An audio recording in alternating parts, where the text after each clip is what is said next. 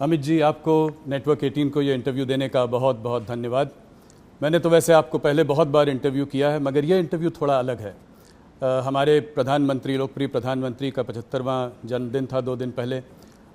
तो मुझे लगा कि प्रधानमंत्री को आपसे अच्छा और कौन जानता है। बहुत सारे लोग जानते हैं, ऐसा नहीं है, पर आप उनसे 4.5 दशक से जुड़े हुए हैं जी। तो मुझे लगा ये मौका अच्छा रहेगा कि थोड़ा मोदी की बात शाह के साथ। जी, मेरा पहला सवाल स्वाभाविक सा सवाल है, आप सबसे पहले मोदी जी से कब मिले? क्या चीज़ थी वो जिसने आपको उनकी ओर आकर्षित किया? देखिए, मिलना तो मेरा एक संघ की बैठक में ही हुआ था। संघ के एक वरिष्ठ पदाधिकारी का अहमदाबाद के कॉलेजियन स्वयंसेवकों के साथ संवाद था। इसकी तैयारी के लिए मोदी जी, मैं जहाँ रहता था वहाँ नारायणपुर आए थे। 10-15 युवा स्वयंसेवकों के साथ वो कार्यक्रम में क्यों जाना चाहिए और संघ के काम के उद्देश्यों के बारे में बताते थे।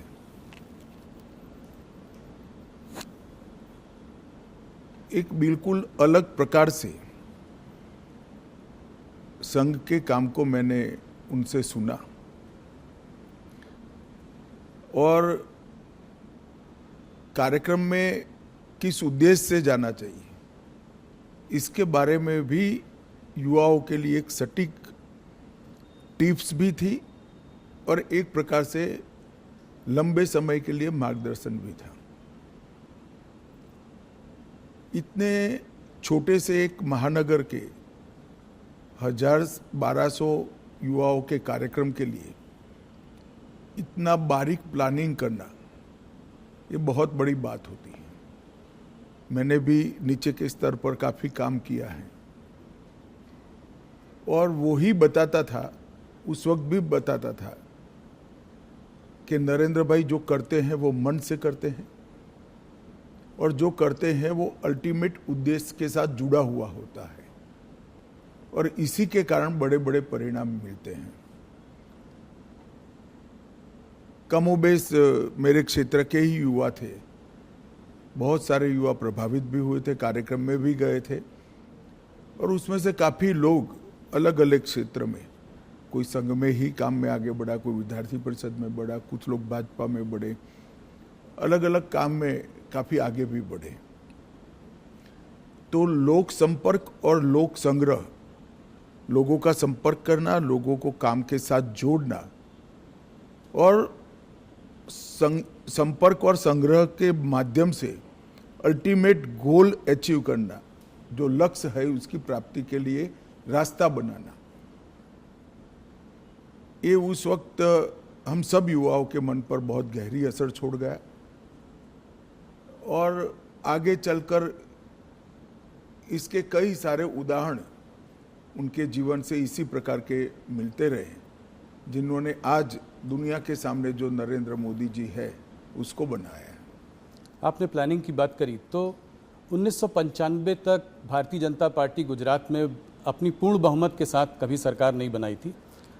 उसके बाद लगातार आप लोग 7 चुनाव जीतते रहे। इसमें मोदी जी का क्या रोल रहा? इसमें प्लानिंग और उसको आप किस तरीके से देखते? भारतीय जनता पार्टी गुजरात में तीसरे नंबर पर थी। कांग्रेस, संस्था कांग्रेस से बनी जनता पार्टी और फिर भारतीय जनता पार्टी, और तीसरे नंबर पर भी हम 11 एमएलए के साथ थे। तो एक प्रकार से गुजरात में पूर्ण रूप से इतनी मजबूत सरकार बनना और इतने साल तक चलना, ये कल्पना करना भी बड़ा दुष्कर काम था। गुजरात में जब 2-3 साल लगातार अकाल पड़ा,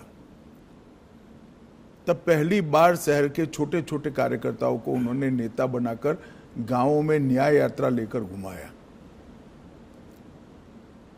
अकाल के लिए जहां राहत काम होते थे, जहां भ्रष्टाचार होता था, कांग्रेस की सरकार थी उस वक्त, उसको उजागर करना, न्याय यात्रा लेकर जाना। हर स्वयंसेवक, हर कार्यकर्ता लोगों के घरों से सुखड़ी, पुराने जूते, चना, ऐसी सूखी चीजें लेकर जाते थे जो अकाल के राहत काम में काम करते थे वो मजदूरों को पुराने जूते देते थे, चना सुखड़ी देते थे। एक प्रकार से उसी को मुद्दा बनाकर हमारे काम का विस्तार कैसे हो सकता है, लोगों का विश्वास पार्टी के प्रति, काम के प्रति बढ़े और पार्टी के कार्यकर्ता के मन में जो सुषुप्त संवेदना पड़ी है लोगों के प्रति, उसको जागरूक कर कर एक राजनीतिक उद्देश्य से आया हुआ कार्यकर्ता लोगों के प्रति संवेदनशील बनकर अपने जीवन को, उद्देश्य को बदल दे। ये दोनों काम वो न्याय यात्रा के माध्यम से हुए। अमित जी, काफ़ी लोग कहते हैं कि आप और मोदी जी एक ही सिक्के के दो पहलू हैं, तो इस जुगलबंदी का राज बताएं। कैसे केमिस्ट्री? कहना ठीक नहीं है। मोदी जी और कार्यकर्ता दोनों एक सिक्के के दो पहलू हैं। करोड़ों कार्यकर्ताओं के जीवन में उन्होंने रास्ता भी बताया है, कोई भटकता है तो उंगली भी पकड़ी है, कई लोगों के जीवन को नई ऊंचाइयां भी दी हैं और हर कार्यकर्ता को पार्टी के सिद्धांतों के आधार पर जीने की आदत भी डाली है, क्योंकि वो स्वयं कार्यकर्ता हैं। उन्होंने प्रधानमंत्री बनने के बाद भी देश की इतनी बड़ी पुरानी डेमोक्रेटिक लेगेसी में शायद ही कोई प्रधानमंत्री होगा जो पार्टी की बैठक में डायस पर से उठकर फ्रेश होने के लिए भी नहीं जाता होगा। 3 दिन की कार्यकारिणी है तो 3 दिन पूरा वो मंच पर आपको सजग अवस्था में पूरी कार्यवाही में ध्यान देते हुए दिखाई पड़ेंगे। वो बीच बीच में माइक लेकर टोकते भी हैं और एक प्रकार से मैं कहूँ तो इसके कारण कार्यकारिणियों की उपस्थिति बढ़ गई है, क्योंकि जब आपका नेता स्वयं ही बैठता है तो सभी लोगों को बैठना ही पड़ता है। मोदी जी लोगों से एक दिल का रिश्ता बना लेते हैं।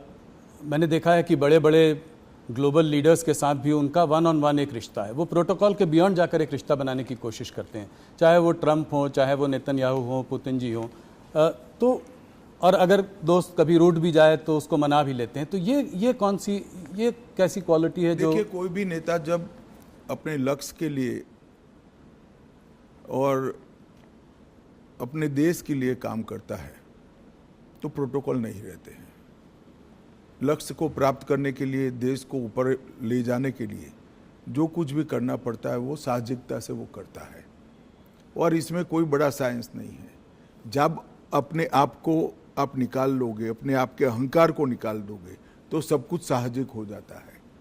और ये मैंने देखा है, मैंने छोटे से छोटे कार्यकर्ता से बात करते हुए देखा है, उसको प्रेरित करते हुए देखा है, उसको डांटते हुए भी देखा है और बड़े से बड़े नेता के साथ भी इसी प्रकार का व्यवहार करते हुए भी देखा है, क्योंकि उद्देश्य पार्टी ठीक चले, राज्य ठीक चले, राष्ट्र ठीक चले, वो है। अंतर्राष्ट्रीय संबंधों में भी उन्होंने व्यक्तिगत रिश्ते तो बनाए, मगर वो व्यक्तिगत रिश्ते हमेशा भारत के उपयोग में आए।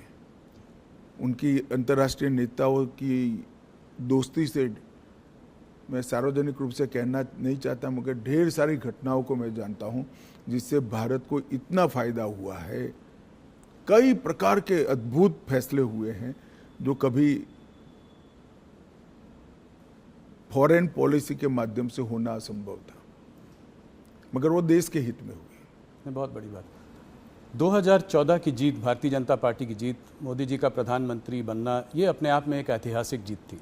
मैं आपके माध्यम से सवाल पूछना चाहता हूँ। आपको उस चुनाव में बहुत बड़ी एक जिम्मेदारी मिली है। आपको उत्तर प्रदेश को डिलीवर करना था भारतीय जनता पार्टी के लिए। उस वक्त कैसे आपने इसको किया और मोदी जी ने कैसे इसका मार्गदर्शन किया? देखिए, पूरे देश भर में कांग्रेस के खिलाफ गुस्सा और नफरत दोनों थी और मोदी जी के एक प्रकार से 12 साल के मुख्यमंत्री काल के कारण गुजरात मॉडल पूरे देश को आकर्षित करता था। जो कमियां कांग्रेस के शासन में दिखाई पड़ती थी वो कमियों का जवाब मोदी जी की खूबियों में दिखता था। तो एक बड़ा जन आकर्षण था नरेंद्र मोदी जी के लिए। उत्तर प्रदेश में मेरे लिए जिम्मेदारी ये थी कि संगठन ठीक ठाक कर इस लोकप्रियता को वोट में कन्वर्ट करना और वोट को मतपेटी के अंदर कैद करना। और उत्तर प्रदेश में जातिवाद से ऊपर उठकर देश के हितों के लिए वोटिंग की पैटर्न लोगों के दिमाग में ठसाना। और मुझे लगता है कि भारतीय जनता पार्टी उत्तर प्रदेश में सफलता के साथ ये कर सकी थी। हमने मोदी जी देश बदल सकते हैं ये विश्वास भी खड़ा किया। देश बदलेगा, देश बदलना है तो उत्तर प्रदेश को बदलना ही पड़ेगा, इसलिए मोदी जी उत्तर प्रदेश बदल सकते हैं ये विश्वास खड़ा किया। और जातियों की भावना से ऊपर उठकर उत्तर प्रदेश और देश के भले के लिए वोटिंग करने की एक वोटिंग पैटर्न भी हम खड़ी कर पाए। इसके लिए सघन प्रवास, संगठन का रिपेयरिंग, ढेर सारी चीजें थी, मगर मुख्य मुद्दा मोदी जी की लोकप्रियता जो अर्जित हुई थी, मोदी जी से जो आस बनी हुई थी, वो आस को एनकेस करने का यंत्रणा खड़ी करना था। मुझे लगता है हम ठीक से कर पाए, इसलिए इतना अच्छा परिणाम हमें मिला था। जहां एक तरफ मोदी जी इतने लोकप्रिय नेता हैं, ग्लोबल लीडर्स के संग भी उनका इतना अच्छा तालमेल है, ऑपोजिशन लीडर्स जैसे कि राहुल गांधी, ममता बनर्जी, ये लोग उनको तमाम तरीके से गाली देते रहते हैं, जलील करते रहते हैं, तो इसको आप कैसे देखते हैं? कोई उनको मौत का सौदागर बुलाता है, कोई। देखिए, एक दुर्भाग्यपूर्ण चीज है कि राजनीति सिद्धांतों की जगह व्यक्तिगत बातों पर ले जाने का प्रयास हुआ है। और राजनीति में जिस प्रकार की भाषा का प्रयोग होता है, मैं नहीं मानता वो हमारी डेमोक्रेटिक व्यवस्था को पुष्ट करेगी। लोकतांत्रिक व्यवस्था में स्तरविहीन राजनीति एक दीमक के समान होती है जो लोकतांत्रिक व्यवस्था की जड़ों को खा जाती है। और मैं तो आपके कार्यक्रम के माध्यम से देश की जनता को यही अपील करना चाहता हूं कि ऐसी भाषा का जो प्रयोग करते हैं, इस प्रकार की राजनीति को जो बल देते हैं, ऐसे लोगों ने जनता ने दंड देना चाहिए। किसी भी व्यक्ति का भ्रष्ट आचरण हो तो वो उसकी व्यक्तिगत बात नहीं बनती है, सार्वजनिक होती है। उसके भ्रष्टाचार को उजागर करना वो विपक्ष का जिम्मेदारी भी है, परंतु चूंकि भ्रष्टाचार नहीं मिलता है, इसलिए स्तर बगैर की बातों को करना, गलत शब्द प्रयोग करना, जो भी आप बता रहे थे, और वहां तक कि मोदी जी की स्वर्गीय माता जी के लिए अपशब्द बोल देना, ये हमारी देश की लोकतांत्रिक राजनीति को पुष्ट नहीं करेगा। और मैं देश की जनता को जरूर कहना चाहूंगा कि ऐसे लोगों को दंडित करना चाहिए चुनाव के माध्यम से। तो पार्लियामेंट फ्रीस्टाइल तरीके से नहीं चल सकती। पार्लियामेंट चलाने के नियम बने हैं और उनके परनाना और दादी के समय से बने हुए हैं, राहुल जी के। उस नियमों से ही पार्लियामेंट चल सकती है। और आदर्श सांसद वो ही होता है कि वो जो नियमों के फ्रेमवर्क में अपनी बात को सटीक तरीके से रख पाए। खैर, मेरी ये सब बातों का असर नहीं होने वाला है, मगर मैं देश की जनता को ये कहना चाहता हूं कि मोदी जी ने multi party parliamentary democratic system को पुष्ट करने के लिए हमेशा आग्रह रखा है कि संसदीय सूचिता और पार्लियामेंट्री डिसिप्लिन, ये दोनों का पालन किया जाना चाहिए। और मैं मानता हूं कि देश की जनता ने कभी न कभी शीर्ष करना पड़ेगा कि राजनीतिक आक्षेपबाजी में ही संसद का समय जाना चाहिए या कुछ फ्रूटफुल चर्चा होकर जनता के लिए अच्छे फैसले लेने चाहिए, चाहे सुरक्षा का हो, चाहे देश को समृद्ध करने का हो, चाहे रोजगारी के लिए हो, चाहे देश की औद्योगिक नीति के लिए हो, चाहे देश की कोऑपरेटिव नीति के लिए हो, चाहे करोड़ों गरीबों के कल्याण के लिए नीतियां बनानी हो, इस पर चर्चा करनी चाहिए या राजनीतिक आक्षेपबाजी करनी चाहिए। और मुझे तो आश्चर्य हो रहा है, हम भी ऑपोजिशन में से 10 साल थे, पहले 1-2 दिन विरोध करते थे मुद्दों को उजागर करने के लिए, फिर चर्चा करते थे, और अगर फिर भी चर्चा के बाद सरकार नहीं मानती थी तो हम कोर्ट में जाते थे कि भ्रष्टाचार है, इसका जांच किया जाए। और कोर्ट ने कई जगह हमारी मांग पर जांच अपॉइंट की थी, जिसकी हाय तौबा वो आज भी कर रहे हैं, मगर ये कहीं नहीं जाते। कोई कॉन्स्टिट्यूशनल फोरम के अंदर डिबेट करना ही नहीं चाहते, वो रोड पर ही करना चाहते हैं। और मुझे लगता है इसीलिए जनता ने शायद उनको रोड पर ही रखा है। अमित जी, वैसे तो आपके 11 साल की सरकार में बहुत अचीवमेंट्स हैं, पर मैं कुछ चीज़ों पे बात करना चाहूँगा। वैसे तो बहुत समय लग जाएगा, सब पे बात करेंगे। धारा 370 को ख़त्म करना, इसके पीछे कुछ बताएं, कैसे ये हुआ, कैसे संभव हुआ, मोदी जी का क्या रोल था? आपकी देखिए बहुत भाई, अहम भूमिका कैसे थी। हुआ तो पूरी दुनिया जानती है। क्यों किया का जवाब ये है कि हमारी पार्टी तो जब से धारा 370 बनी तब से विरोध कर रहे हैं। जी। भारतीय जनसंघ के पहले अध्यक्ष श्यामा प्रसाद मुखर्जी का जीवन ही धारा 370 समाप्त करने के लिए, मगर आज तक न भाजपा के साथ पर्याप्त बहुमत था, न दृढ़ इच्छा शक्ति से निर्णय हुआ था। मोदी जी जब दूसरी बार 2/3 बहुमत के साथ प्रधानमंत्री बने,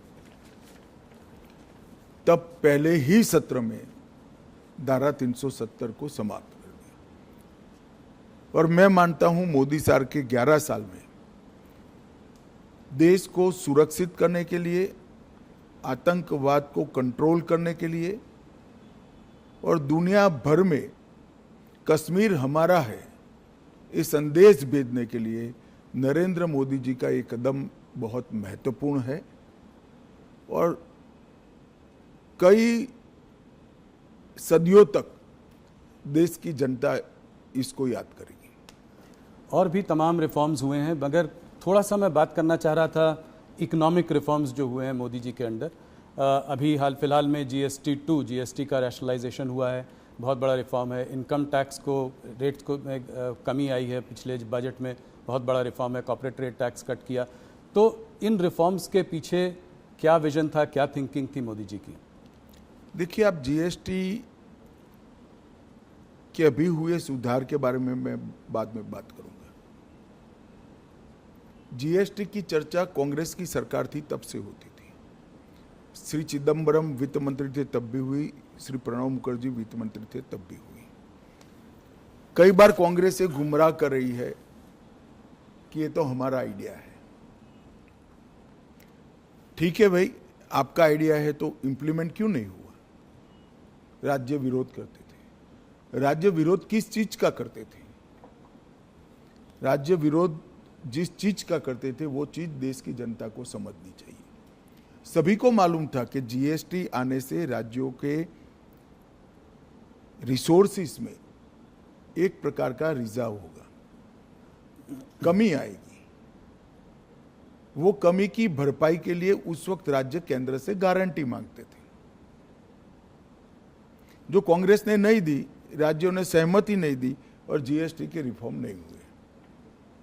नरेंद्र मोदी जी प्रधानमंत्री बने, उन्होंने ये गारंटी दे दी। राज्यों की ग्रोथ रेट से लगभग डबल ग्रोथ रेट टैक्स की होगी, इस प्रकार का संवैधानिक वादा किया और पूरा भी किया। सभी राज्यों को इस नवंबर तक पैसा जाएगा। जी। तो राज्यों की सहमति इसलिए बनी क्योंकि केंद्र सरकार ने एक वादा किया और वो वादा पूरा भी किया।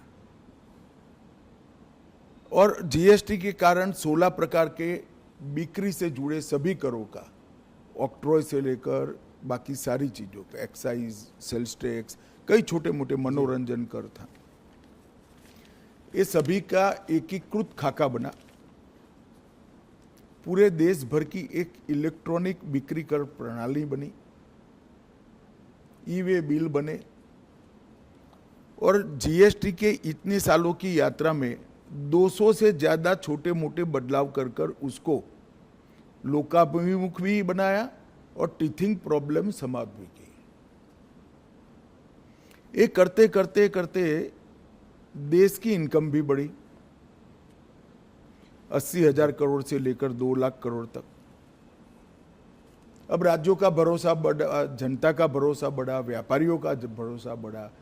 तब चूंकि इनकम बढ़ चुकी है, टैक्स के अंदर 395 से ज्यादा चीजों पर टैक्स कम किया गया। ढेर सारी चीज जो रोजमर्रा की उपयोग की है, इसमें 0% किया या 5% किया। कुछ सेक्टर विशेष को, जिससे देश की निकास को, एक्सपोर्ट को फायदा हो सकता है, उसमें भी एक वैज्ञानिक जीएसटी का दर रखकर निकास को ही प्रोत्साहन दिया। जो रोजगारी से जुड़े हुए क्षेत्र थे, किसानों से जुड़े हुए क्षेत्र थे, लोगों के स्वास्थ्य से जुड़े हुए क्षेत्र थे, वो सभी को टैक्स में कटौती कर दी। और इससे खाने पीने की चीजें, रोजमर्रा के जीवन उपयोग की दवाइयाँ, किसानों के उपयोग की चीजें, महिलाओं के उपयोग की चीजें, हेल्थ सेक्टर से जुड़े हुए इंश्योरेंस। अब व्हीकल एक प्रकार से रिक्वायरमेंट बन चुका है, चाहे 2 व्हीलर हो चाहे 4 व्हीलर हो, वो सभी में टैक्स की कटौती हुई। ढेर सारी चीजों में इस जीएसटी रिफॉर्म से फायदा होने वाला है। मैं मानता हूं ये बहुत बड़ा कदम है और इससे जनता का भरोसा बढ़ा है कि अगर हम टैक्स भरकर सरकार की नेट को बड़ा करते हैं तो सरकार टैक्स की कटौती कर कर फायदा जनता को ही पहुंचाएगी। और ये भरोसा आज़ादी से अब तक अदृश्य था, पहली बार वो दिखाई पड़ता है कि कोई भी सरकार अपने बढ़े हुए टैक्स को ये कहकर प्रोत्साहित करेगी कि भाई आप टैक्स भर रहे हो तो अब हम टैक्स कम करेंगे, तो ज्यादा से ज्यादा लोग टैक्स के नेट में भी आएंगे। मुझे विश्वास है इनकम भी कम नहीं होगी, इन्वेस्टमेंट बढ़ेगा, बाजार में एक प्रकार से तेजी भी आएगी और लोगों को सस्ता भी मिलेगा, और यहाँ उत्पादन की गतिविधियां भी बढ़ेगी और देश की निकास भी बढ़ेगी। एक तो मल्टी डायमेंशनल,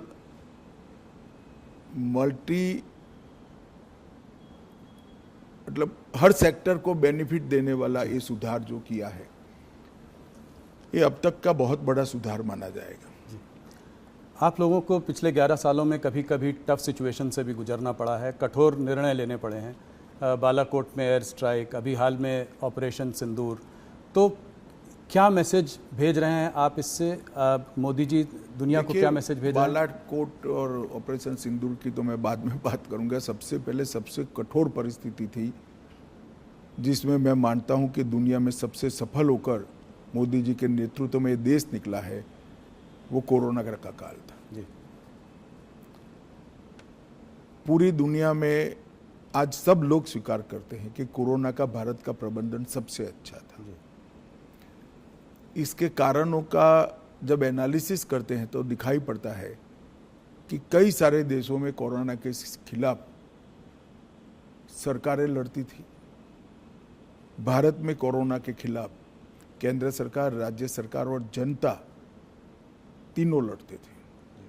और ये मूड बनाने के लिए मोदी जी ने ढेर सारे व्यंग सहे, ढेर सारी अवहेलना सही, ढेर सारे ताने भी सहे।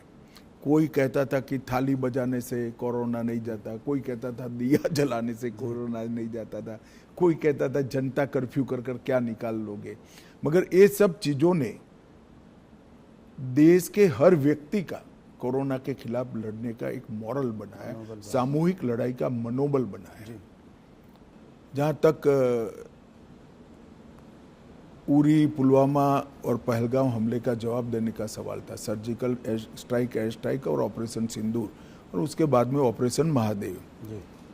ये भारतीय जनता पार्टी का कमिटमेंट है कि हमारी सरकारें टेररिज्म के खिलाफ जीरो टॉलरेंस रखती हैं और मोदी जी के नेतृत्व में ये कोई कोरा नारा नहीं है, पॉलिसी है। और जब जब भी समय आया हम इस पॉलिसी पर कठोरता के साथ काम करते हुए दिखाई पड़े।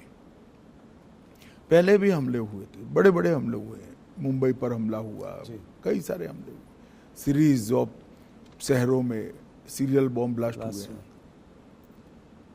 मगर कभी भी जवाब नहीं दिया गया। हमने बड़ा युद्ध कर कर देश के विकास को रोका भी नहीं है, मगर हर बार कठोर जवाब देकर एक संदेश दे दिया है कि भारत की सीमा और भारत की सेना और भारत की जनता के साथ खिलवाड़ नहीं करते, वरना दंड भुगतना पड़ता है। और ऑपरेशन सिंदूर में जिस तरह से उनकी तंजीमों के हेडक्वार्टर उड़ा दिए गए, पाकिस्तान के क्षेत्र में जाकर पूरी दुनिया आश्चर्यचकित होकर भारत के ऑपरेशन को देखी और वो नेतृत्व के दृढ़ इच्छा शक्ति के बगैर नहीं हो सकता। अमित जी, आप हिस्ट्री में बहुत रुचि रखते हैं, तो मेरा एक सवाल है कि इस देश में लॉन्गेस्ट सर्विंग प्राइम मिनिस्टर्स को अगर लिया जाए तो नेहरू जी, इंदिरा जी और मोदी जी का नाम है। मोदी जी को आप नेहरू और इंदिरा जी से कैसे कंपेयर करेंगे? देखिए, मोदी जी ने देश की इकोनॉमी की साइज और स्केल दोनों को बदला है। गरीबी हटाओ के पॉलिटिकल नारेज को जमीन में तब्दील किया है, जमीन पर तब्दील किया है। 25 करोड़ लोग इस देश के गरीबी रेखा से बाहर आ जाए, वो बहुत बड़ी बात है। 60 करोड़ लोगों के जीवन में घर देना, शौचालय देना, घर में गैस का सिलेंडर देना, घर में बिजली देना, 5 किलो अनाज प्रति व्यक्ति प्रति माह मुफ्त देना, 5 लाख तक का इलाज करा कर देना, घर में शुद्ध पीने का पानी पहुंचाना। 11 साल के अंदर 60 करोड़ लोगों के जीवन स्तर को इस तरह से उठा लेना, इसके जीवन को परिवर्तित करना, जिसकी वो पीढ़ियों से राह देख रहा था, मैं मानता हूँ ये बहुत बड़ा उपलब्धि है। देश की सेनाओं को आधुनिक करना, देश को सुरक्षित बनाना, मेक इन इंडिया का स्वप्न साकार करना और देश के अर्थतंत्र को 11वें नंबर से 4थे नंबर पर पहुंचा देना और 2047 में महान भारत की रचना का संकल्प सिर्फ नेतृत्व का नहीं, 140 करोड़ लोगों का विश्वास जगाना कि 2047 में भारत महान होगा, दुनिया में सर्वोच्च स्थान पर होना, ये अपने आप में बहुत बड़े अचीवमेंट है। मूल्यांकन तो इतिहास ही करेगा, मगर मैं मानता हूँ शायद भारत में किसी भी प्रधानमंत्री ने 1 दशक के काम में इतनी सारी सिद्धियां प्राप्त नहीं की है। ढेर सारी चीजें मेरे बोलने में छूट भी गई होगी हर क्षेत्र के अंदर, चाहे शिक्षा नीति बनाना हो, चाहे विदेश नीति के अंदर रीढ़ की हड्डी इम्प्लांट करनी हो, ये सभी चीज़ों में मोदी जी ने बहुत अच्छे तरीके से देश के हर नागरिक का गौरव बढ़ाया है, इसके सर को ऊंचा किया है। किसी लीडर की आपको याद दिलाते हैं, वो कोई बड़े व्यक्तित्व की? ऐसे कंपैरिजन करना ठीक नहीं है। सभी लोग अपने अपने समय में बड़े होते हैं, सभी का अपना काम करने का तरीका होता है, मगर जहाँ तक अचीवमेंट का सवाल है, मोदी जी के समय में सबसे ज़्यादा हुए। अमित जी, आपने मोदी जी पर इतनी सारी बातचीत कही, बहुत बहुत धन्यवाद। आप हमसे आज जुड़े इसके लिए बहुत नमस्कार जी।